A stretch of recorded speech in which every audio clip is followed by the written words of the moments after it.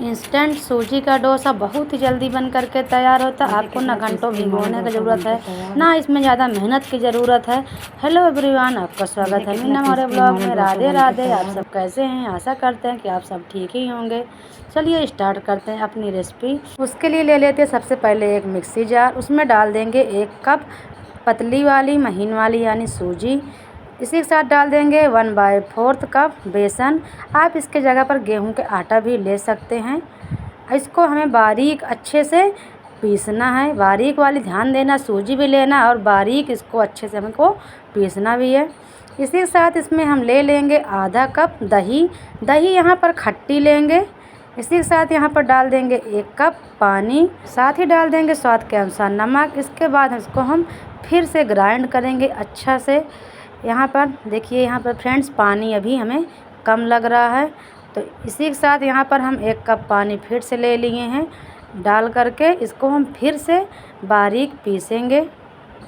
Pulse mode में इसको हम धीरे धीरे बारीक से पीस लेंगे। तो ये लीजिए फ्रेंड्स, यहाँ पे हमारा अच्छे से पीस गया है बैटर। ये देखिए, इसको हम निकाल लेंगे एक बाउल में।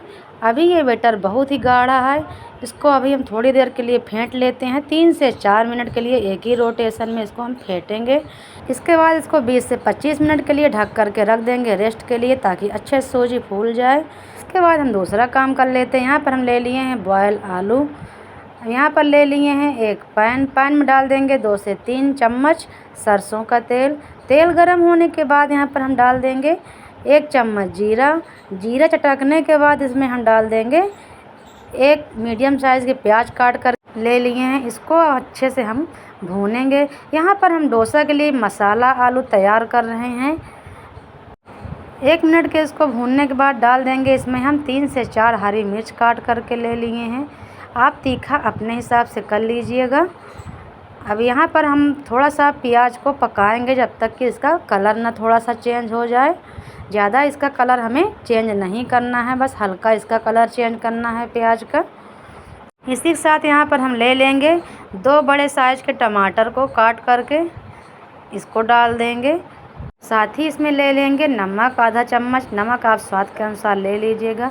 नमक डालने से जो टमाटर हैं जल्दी से पक जाएंगे गल करके, इसलिए नमक पहले डाल दीजिएगा यहाँ पर फ्रेंड्स। अब इसके बाद यहाँ पर हम ले लेंगे थोड़ी से फ्रोज़न मटर है, इसको भी हम ले लेंगे डाल देंगे। इसी के साथ में टमाटर के साथ हमारी ये मटर है, ये भी अच्छे से पक जाएगी।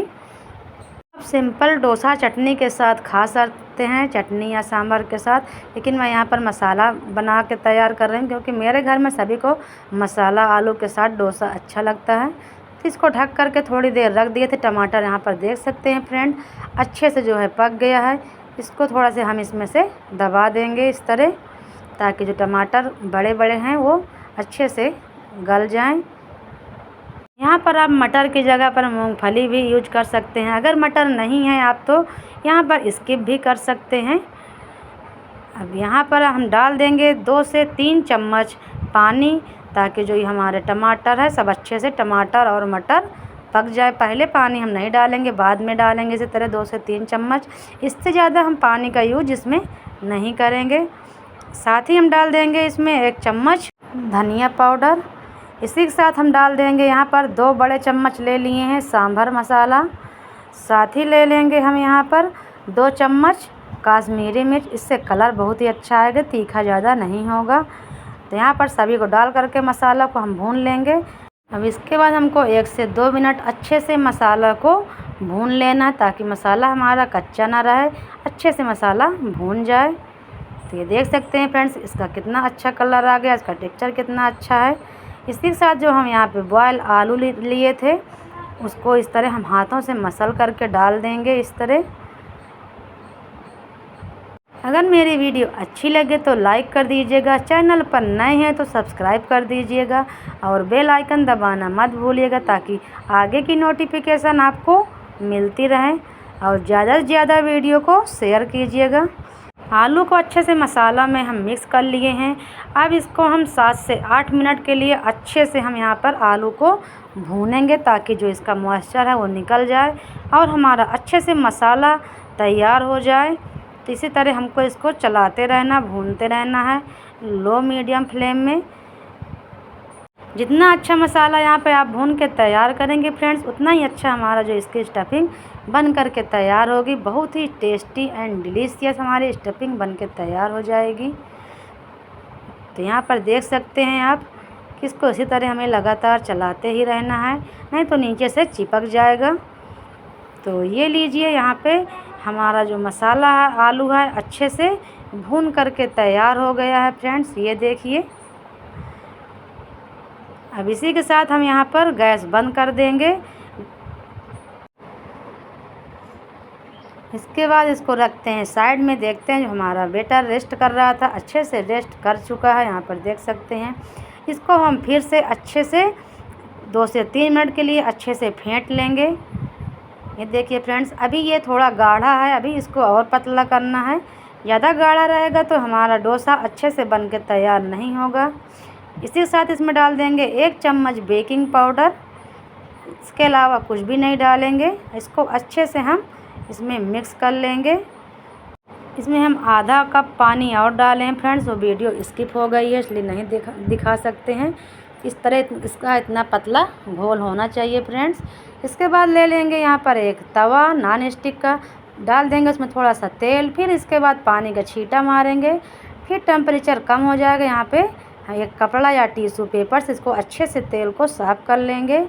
एक ले लेंगे चमचा, उसी से हम इसमें इस तरह डाल करके बैटर को आराम से हल्के हाथों से हम फैलाएंगे इसको इस तरह। ये देखिए कितने आसानी से ये फैल जा रहा है। आप यहाँ पर अपने हिसाब से छोटा या बड़ा डोसा बना सकते हैं। मैं तो इतना ही छोटा डोसा बनाती हूँ, इससे ज़्यादा बड़ा नहीं बनाती हूँ। इसके बाद हम यहाँ ऊपर से डाल देंगे ऑयल। ये देख सकते हैं फ्रेंड्स, नीचे से सिक गया है तो अपने आप ये तवा को छोड़ दिया है। यहाँ पर देख सकते हैं फ्रेंड्स, इसका कलर चेंज हो गया है, यानी हमारा डोसा जो है पक के तैयार हो गया है। इसको हम निकाल लेते हैं। तो ये देखिए फ्रेंड्स, हमारा डोसा एकदम कुरकुरा बन कर के तैयार हो गया है। और बहुत ही टेस्टी डोसा हमारा एकदम चावल वाले जिससे ज़्यादा अच्छा हमारा टेस्टी डोसा बन के तैयार हुआ है, एकदम कुरकुरा क्रिस्पी डोसा। तो चलिए इसी तरह फ्रेंड्स एक और दिखा दे रहे हैं। यहाँ पर थोड़ा सा तेल डाल दिए हैं, इसके बाद पानी डाल दिए हैं, फिर इसको हम पोंछ लिए हैं अच्छे से। इसके बाद दूसरा डोसा यहाँ पे हम फैला लेते हैं। अगर आपका बैटर इससे गाढ़ा रहेगा तो आपका जो है डोसा अच्छे से नहीं बनेगा।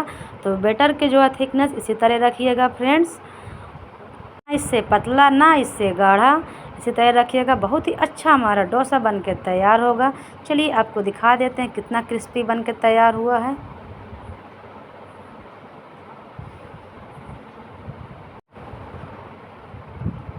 को आपको तोड़ के भी दिखा दे रहे हैं। इसकी आवाज़ सुन सकते हैं आप फ्रेंड्स। तो ये लीजिए, इधर हमारा दूसरा डोसा भी पक के तैयार हो गया है। इसको भी हम निकाल लेते हैं।